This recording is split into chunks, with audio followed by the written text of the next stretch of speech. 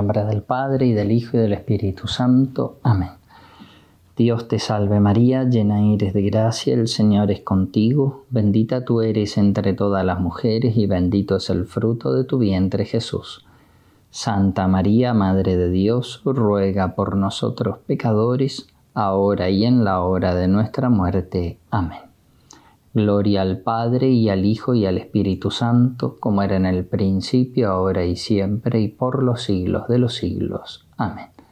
San Ignacio de Loyola, ruega por nosotros. En el nombre del Padre, y del Hijo, y del Espíritu Santo. Amén.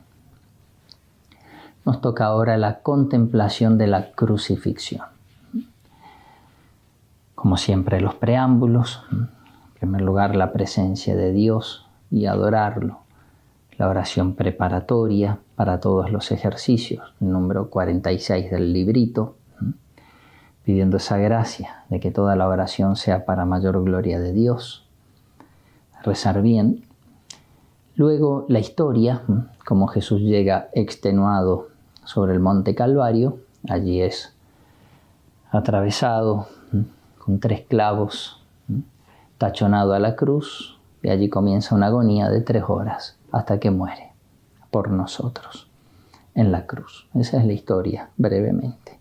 La composición del lugar, por supuesto, el monte Calvario. Ese monte es como Calvario, viene de calavera, un monte redondeado, donde en las afueras, en la época de Jesús, en las afueras de Jerusalén, donde el Señor fue crucificado junto con los ladrones.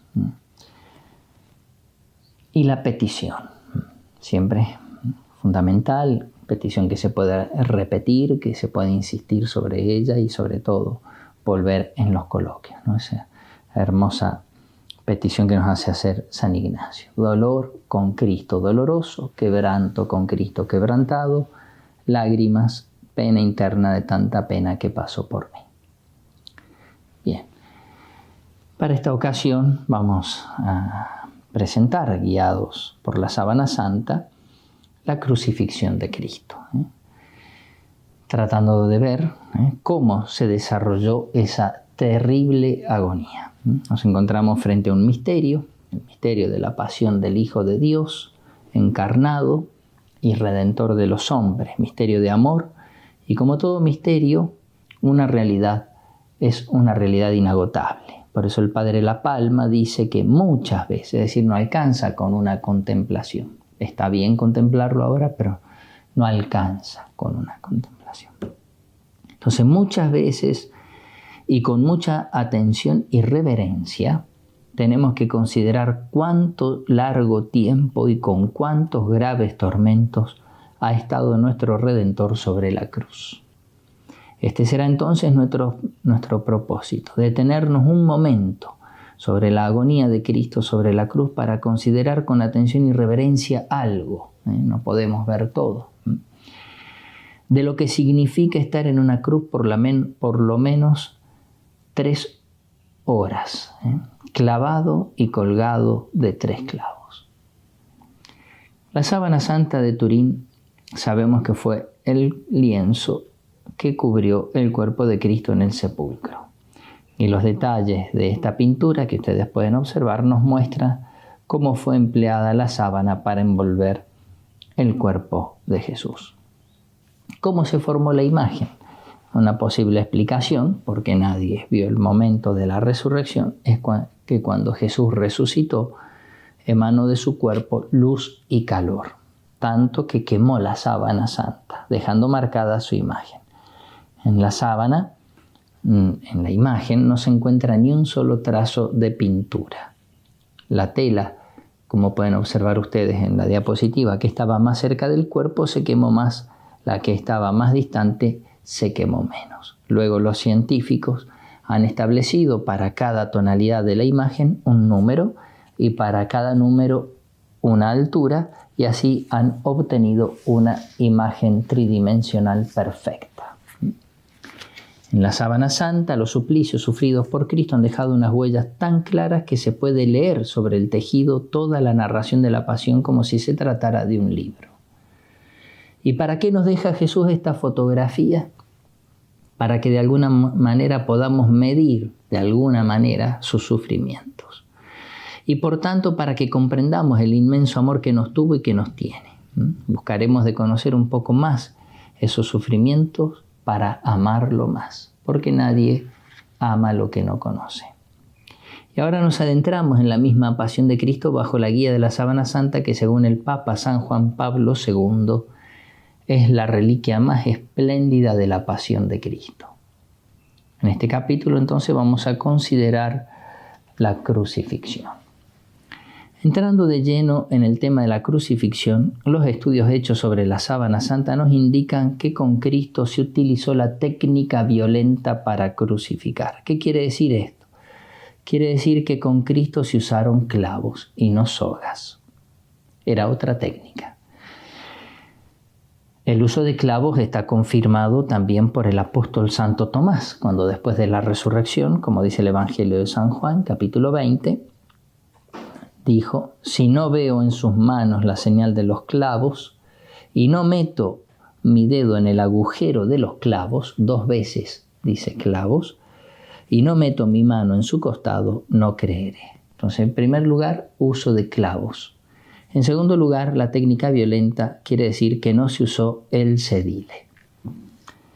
Ahora podemos ver una cruz con este elemento fundamental, el cedile o sostén alperíneo, también llamado corno. Se trata de un elemento que se agregaba a la cruz, más o menos a la altura de la cintura del condenado, y sobre el cual el crucificado podía apoyarse, como cuando uno se sube sobre una montura. De este modo, el condenado, apoyado sobre este sostén, podía respirar sin ninguna dificultad. Se trata de un elemento que servía para que la crucifixión no fuese tan cruel, ya que con el cedile, un hombre de estatura normal no podía ir al encuentro de la asfixia, siendo imposible el desplome del cuerpo. Esto hacía que un crucificado podía llegar a estar muchas horas e incluso días sobre la cruz. El hecho de que Cristo muriera antes que los 2 ladrones y en apenas 3 horas después de crucificado, recordemos que algunos podían llegar a durar días enteros colgados de la cruz, se explica teniendo en cuenta los siguientes elementos. Primero, los horribles maltratos que precedieron a la crucifixión, sobre todo la terrible flagelación, a la cual hay que agregar la cruel e inusitada coronación de espinas y el penoso camino hasta el Calvario cargando la cruz con sus dolorosas caídas. En segundo lugar, la misma técnica de la crucifixión, es decir, el uso de clavos en vez de cuerda. Y en tercer lugar, la ausencia de cedile, que hacía presente uno de los peores tormentos, si no el peor tormento de la crucifixión, que era la asfixia. Recapitulando, con Cristo se utilizó la técnica violenta para crucificar. Esa técnica violenta constaba principalmente, como hemos dicho, de 2 elementos. Ausencia de cedile, por lo cual el crucificado, para huir de la asfixia, tenía que usar sus propias fuerzas, especialmente por medio del movimiento de elevación, que era penosísimo, como vamos a ver. Y en segundo lugar, el uso de clavos, con los cuales se procuraba un dolor exquisito, atroz, debido a la lesión del nervio mediano, dolor indecible, que según el testimonio de los médicos puede llevar una persona hasta la locura. En cuanto al uso de los clavos, la Sábana Santa nos ofrece abundante información. En primer lugar, nos indica, como ustedes pueden ver en la diapositiva, el lugar por donde fueron crucificadas, atravesadas las manos. Observamos que el recorrido del clavo y su localización entre los huesecillos del carpo o muñeca. No pudo ser crucificado en las palmas de las manos porque se hubieran desgarrado, pues los tejidos de la palma de la mano no habrían podido sostener el peso del cuerpo. Este punto de suspensión es muy sólido, pues en dicho lugar tienen origen los tendones y músculos de la mano. Los médicos llaman a este punto el espacio de Destots. Lesionando este lugar, se daña el nervio mediano. Esta herida hace que el dedo pulgar con un movimiento violento se doble hacia la palma de la mano, dice el doctor Barbet. Se trata de un dolor indecible, fulgurante, que se ha apoderado de sus dedos, ha saltado como un dardo de fuego hasta su espalda y ha estallado en su cerebro. Se trata del dolor más insoportable que un ser humano pueda experimentar, la lesión de un tronco nervioso. En este caso, el nervio mediano casi siempre va acompañado de un síncope, es decir, de un desmayo, lo que es, en el fondo, una suerte. Para las personas que han sufrido la lesión de un tronco nervioso, lo mejor es desmayarse. Pero como sabemos bien, Jesús nunca perdió el conocimiento ni se desmayó. Obsérvese que el pulgar está doblado sobre la palma de la mano, por eso se ven solo 4 dedos. Es una prueba de que ha sido herido el nervio mediano. La herida del tronco nervioso queda en contacto con el clavo.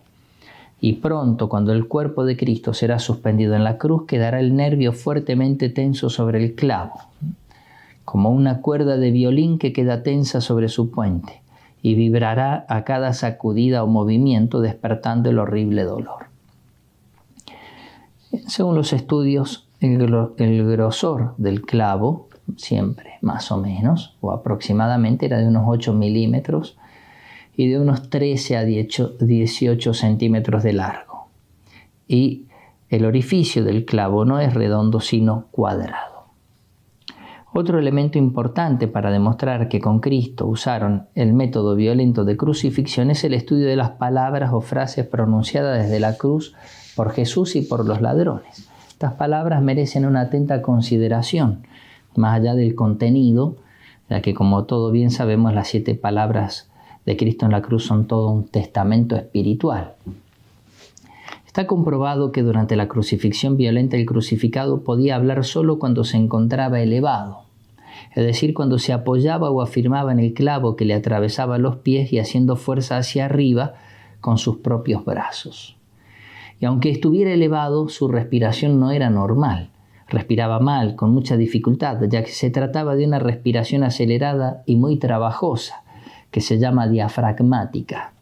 Por este motivo salían de la boca del crucificado solo algunas frases muy breves, cortísimas, sobre todo si se tiene también presente el dolor lacerante agudo del nervio mediano, la lesión de ese nervio, debido a los clavos de las manos, que produce un dolor de paroxismo, es decir, el máximo de dolor.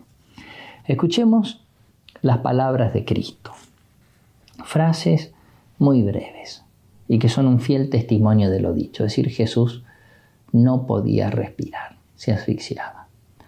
Padre, perdónalos porque no saben lo que hacen. Primera, en verdad te digo que hoy estarás conmigo en el paraíso. Mujer, ahí tienes a tu hijo. Luego, indica una pausa, hijo, ahí tienes a tu madre. Dios mío, ¿por qué me has abandonado? Palabras que en el idioma de Cristo, en el arameo, son más breves, porque no hay artículos. Elí, Elí, lema sabactani. 4 palabras. Tengo sed. Todo se ha cumplido. Padre, en tus manos encomiendo mi espíritu. Es decir, todas frases muy breves. Podemos pensar, pensemos que en cuánto tiempo hemos leído estas palabras. 20 segundos, 30. Es todo lo que Jesús dijo en 3 horas colgado de la cruz. Entonces podemos pensar sin temor a equivocarnos que si Jesús en ese sublime momento de la cruz no hubiera tenido serias dificultades para respirar, ciertamente que hubiera dicho mucho más.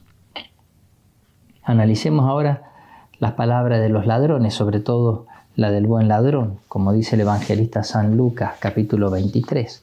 Uno de los malhechores colgados le insultaba: ¿no eres tú el Cristo? Pues sálvate a ti y a nosotros. Pero el otro, escuchemos ahora la extensión de las palabras, dijo: ¿es que no temes a Dios, tú que sufres la misma condena?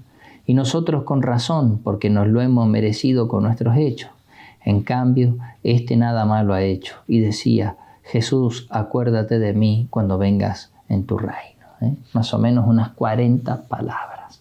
Entonces la frase de los 2 ladrones, especialmente las del buen ladrón, revelan lo siguiente: una gran calma admirable y una sensatez extraordinaria, que ciertamente no son conciliables con el estado de sobreexcitación de quien tiene los nervios medianos lesionados y destrozados por 2 clavos. Recordemos que la lesión del nervio mediano puede llevar hasta la locura. Y en segundo lugar, las palabras del buen ladrón revelan una extensión de la intervención o palabras que no va de acuerdo al hecho de una respiración diafragmática y penosísima como era la de Cristo. Por estos motivos pensamos que los dos ladrones fueron crucificados con cuerdas en vez de clavos y que tuvieron probablemente apoyo o ayuda para poder respirar sin mayor dificultad.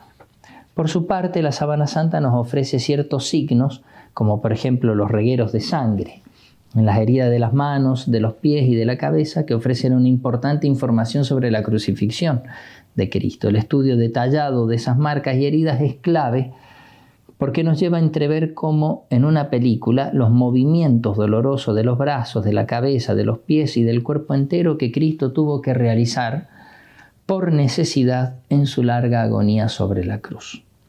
El análisis frío y el cálculo geométrico de esas marcas de sangre, aunque sea un estudio árido y difícil, nos lleva a deducir un diagnóstico muy doloroso. La persona que tiene esas heridas ha sufrido atrozmente.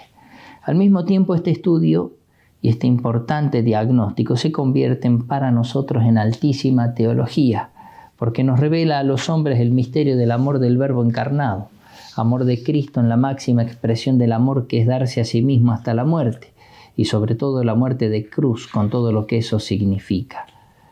Por eso, este estudio de los sufrimientos de Cristo no es algo de mera curiosidad, sino que es altísima teología.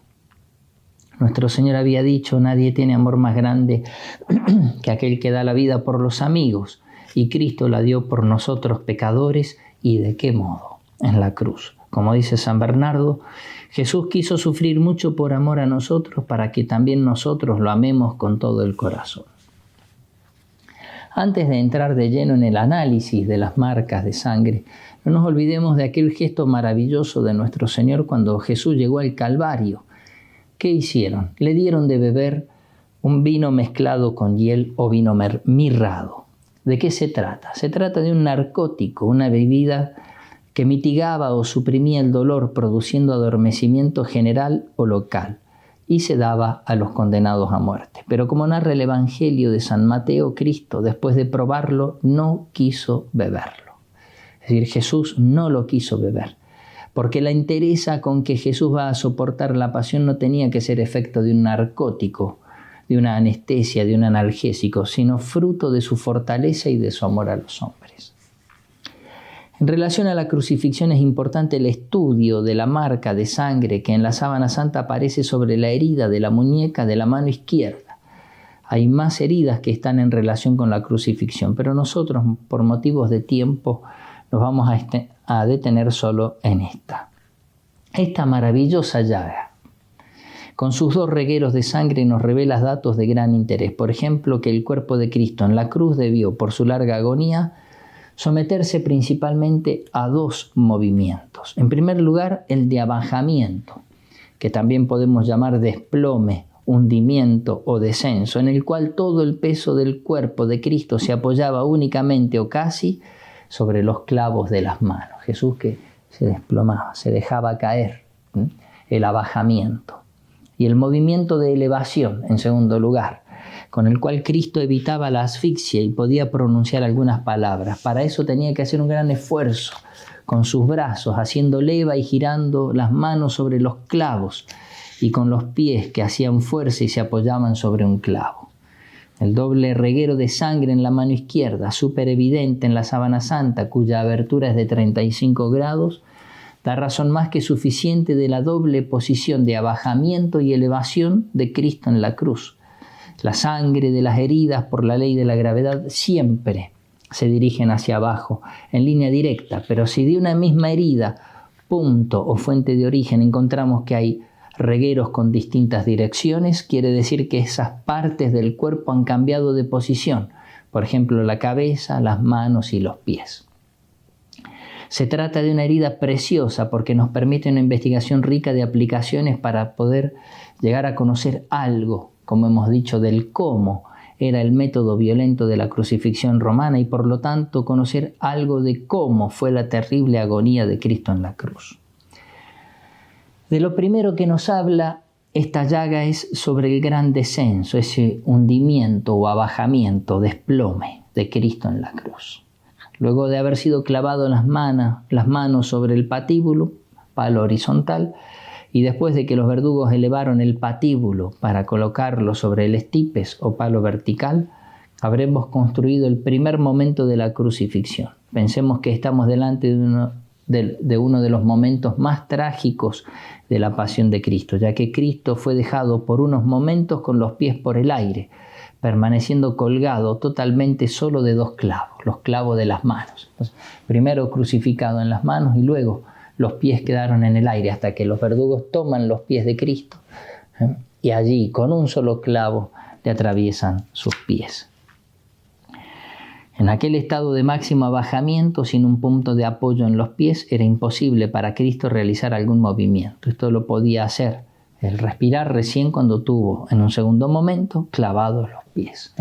Los nazis en Dachau hicieron un experimento de cuánto puede soportar una persona colgada de las manos sin tener un apoyo en los pies. Y dura pocos segundos. Con suerte llegará a un par de minutos si es que es muy fuerte y puede con sus mismos brazos hacer flexión. Pero si no tiene ningún punto de apoyo, muere en pocos instantes. La sábana santa nos enseña que los pies fueron clavados al estipes, palo vertical, atravesándolos en el segundo espacio metatarsiano cerca de la línea del infranc. La cruz, en la diapositiva, indica el punto de perforación.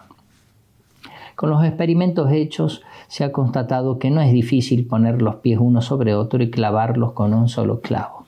La posición del clavo permite que los pies se apoyen en él firmemente. Segundo momento, la dolorosa elevación. Después del gran descenso o abajamiento, de lo segundo que nos habla esta llaga es sobre la dolorosa elevación de Cristo en la cruz. Según Monseñor Ricci, Cristo ha tenido que transcurrir la mayor parte de las 3 horas de agonía en estado de elevación, en esa posición. Y es lo evidente si se piensa que en el estado de abajamiento era inevitable la asfixia.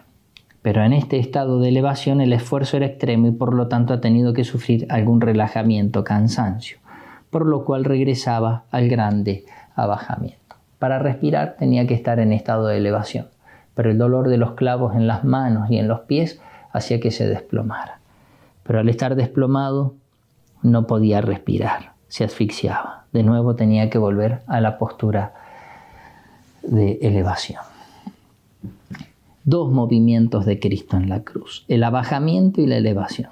Se trataba de un esfuerzo terrible, un sufrimiento atroz, lo que hacía de este modo violento de crucifixión algo mucho más humillante y doloroso, por los permanentes movimientos que tenía que hacer el crucificado para luchar contra la muerte, para no asfixiarse. En este contexto de los movimientos que Cristo tenía que hacer sobre la cruz, es que ahora se comprenden más el resonar en los oídos de aquellas sarcásticas burlas de los sumos sacerdotes, como dice Mateo en su Evangelio, capítulo 27, versículos 41-42. Has sido capaz de salvar a otros y no eres capaz de salvarte a ti mismo. Que podría ser la traducción de este pensamiento. Has sido capaz de salvar a otros y ahora, por más que hagas muchos esfuerzos, ese abajamiento y esa elevación, no eres capaz de salvarte a ti mismo. Entonces una gran crueldad y un gran ensañamiento. En este esfuerzo por elevarse para poder respirar, los pies de nuestro Señor también tuvieron que girar alrededor del clavo como si fuese un perno para permitir la flexión de las piernas y así lograr la elevación. También la planta del pie derecho de la sábana santa manifiesta 2 regueros de sangre que confirman las 2 posiciones de Cristo en la cruz. No solo las manos, por la lesión del nervio mediano, sino también los pies sufrían atrozmente. Por esto mismo, después de un poco, Jesús se volvía a desplomar. No podemos dejar de recordar, al pensar y revivir los movimientos de Cristo en la cruz, que sus músculos estaban profundamente lesionados, golpeados, hasta destrozados por la cruel flagelación, lo que hacía que cada movimiento fuera mucho más doloroso y atroz. Sabemos que las piernas de Cristo, especialmente las pantorrillas, fueron uno de los lugares más azotados. Y Cristo, para evitar la asfixia, ciertamente que tenía que hacer mucho esfuerzo con sus piernas para permanecer en la posición de elevación.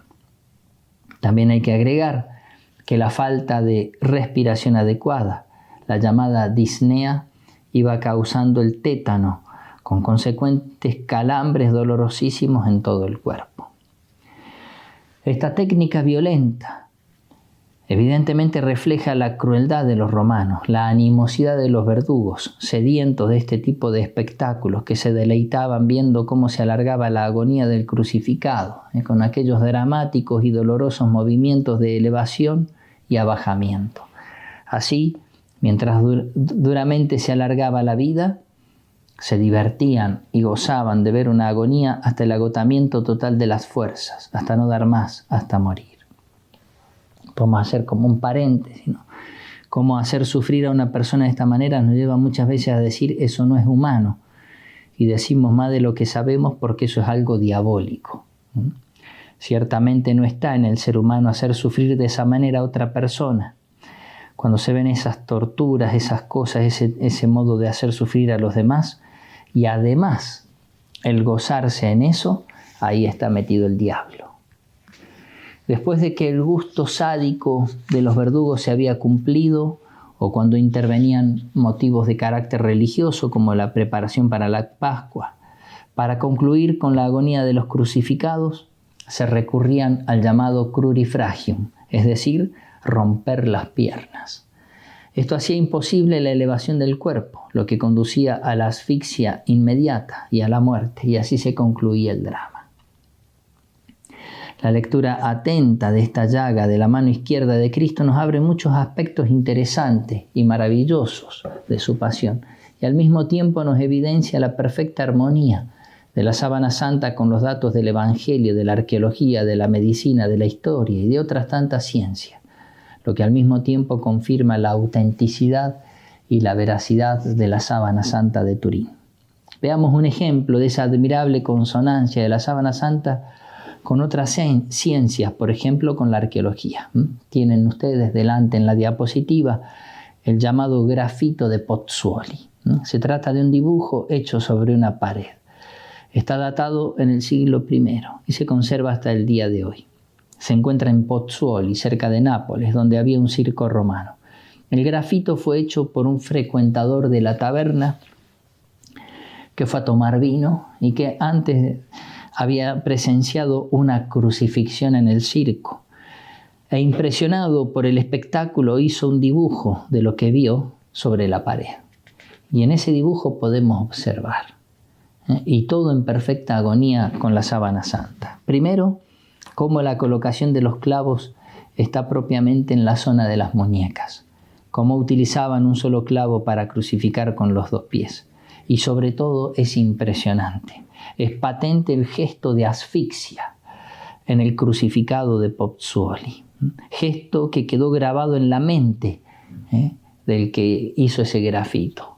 La asfixia del crucificado es evidente por la expresión de la boca abierta, como mostrando hambre de aire, y por el signo de las costillas que están muy marcadas o pronunciadas. Algo impresionante. Regresemos a la pasión de Cristo.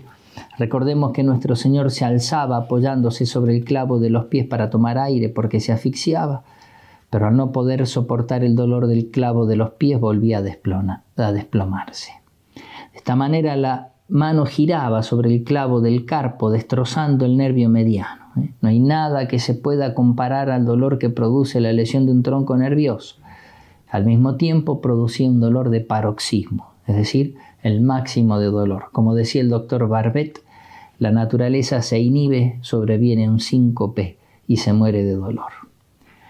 Hay que agregar que el doble movimiento también hacía que las llagas de las manos y de los pies se fueran ensanchando. También hay que decir y tener en cuenta que al levantarse y al dar llagada por la flagelación se raspaba contra el áspero y rugoso madero vertical, y que la superficie de las manos se iba llenando de heridas al rozar con la superficie áspera de la cruz.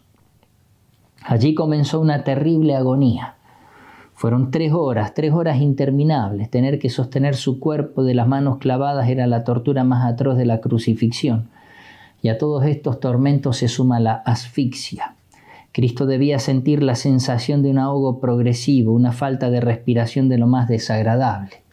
El corazón trabaja más, sus latidos se aceleran y se debilitan. De ahí sigue cierto estancamiento de la sangre en los vasos sanguíneos de todo el cuerpo.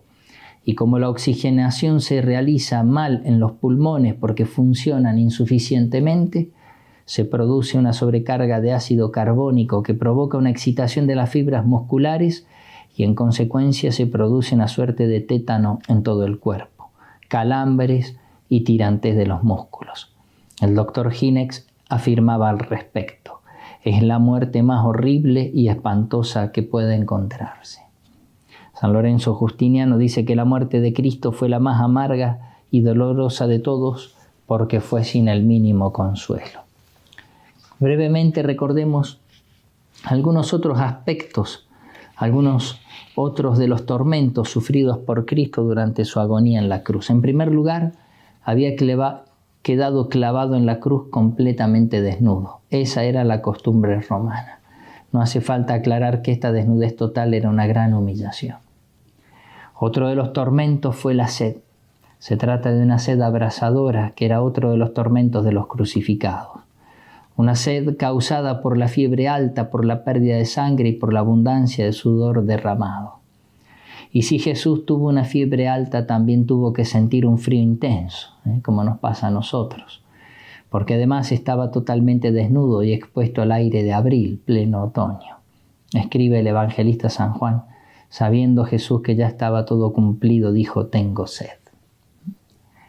El doctor Barbet habla de otro tormento. Las llagas de Jesús debían estar infectadas por la tierra que habían recogido y por las diferentes porquerías que los verdugos le habrían echado encima. Sobre algunas heridas se habrían formado incluso falsas membranas con segregación de suero y pus.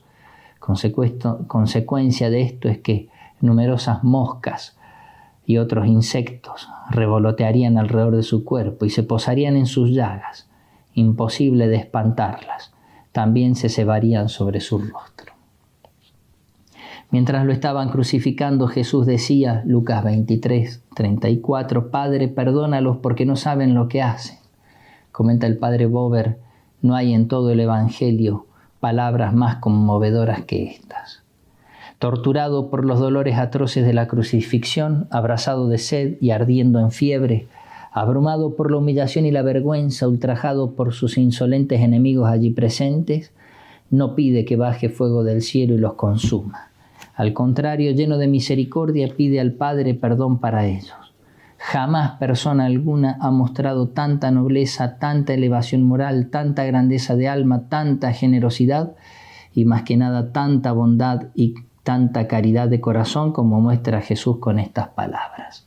Padre, perdónalos, porque no saben lo que hacen. Y fue aquí desde la cruz donde Cristo pronunció más que una palabra, un grito desgarrador. Elí, Elí, lema sabactani. Dios mío, ¿por qué me has abandonado? Se trata, como dice el padre Castellani, de una frase de dimensión infinita. Hacia las 3 de la tarde, en medio de una sed abrasadora, Jesús gritó a gran voz. Por lo tanto, todos escucharon un gran lamento repitiendo las palabras del Salmo 21, donde se habla largo y detalladamente sobre la pasión de Cristo. Dios mío, ¿por qué me has abandonado? Cristo se había identificado con nosotros los pecadores, se sintió pues el gran pecador, identificado con todos los pecadores del mundo, como dice San Pablo, quien no conoció pecado se hizo pecado por nosotros. Por eso Cristo se sentía separado del Padre y lo sufría infinitamente en su corazón, sufrimiento infinitamente más grande que todos los sufrimientos físicos juntos.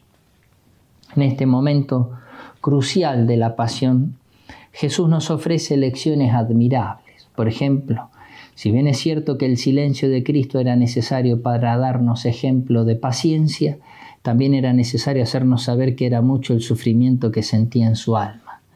Para entender que realmente sufría mucho en su cuerpo, bastaba con ver cómo todo él era una llaga viva, desde los pies hasta la cabeza. Bastaba con ver el rostro de Cristo todo desfigurado.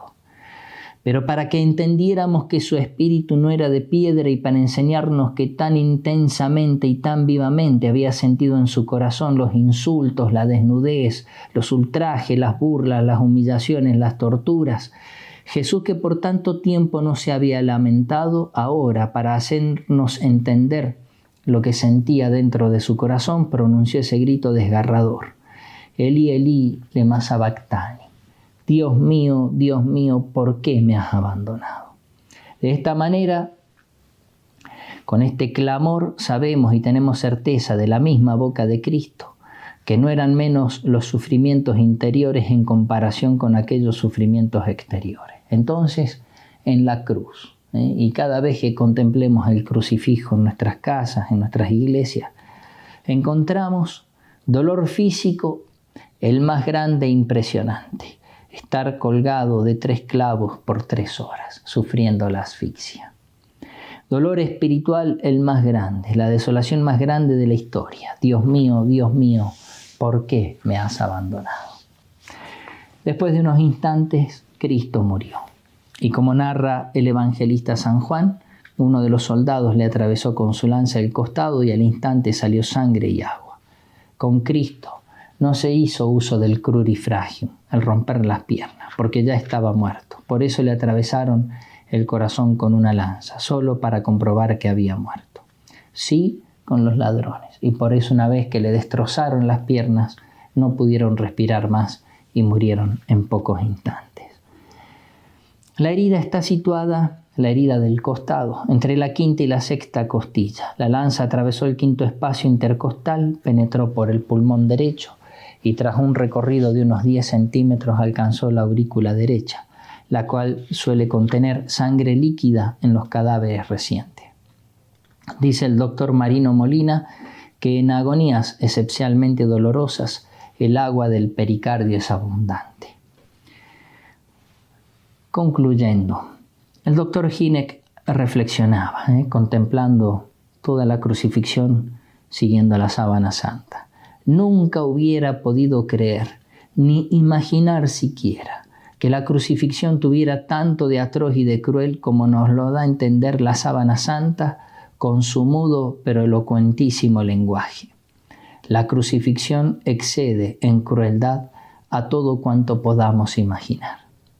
Para nosotros que sabemos el valor inmenso, infinito de los sufrimientos del Redentor, que han obrado nuestra salvación, estas investigaciones sobre la sábana santa, al mismo tiempo que nos lleva a una reflexión amorosa de sus indescriptibles dolores, nos enseña todavía más los horizontes sin límites del amor de Cristo paciente, del amor de Cristo por cada uno de nosotros, de Cristo que se entregó por mí, pagó por mí, tomó mi lugar, como dice San Pablo en la carta a los Gálatas.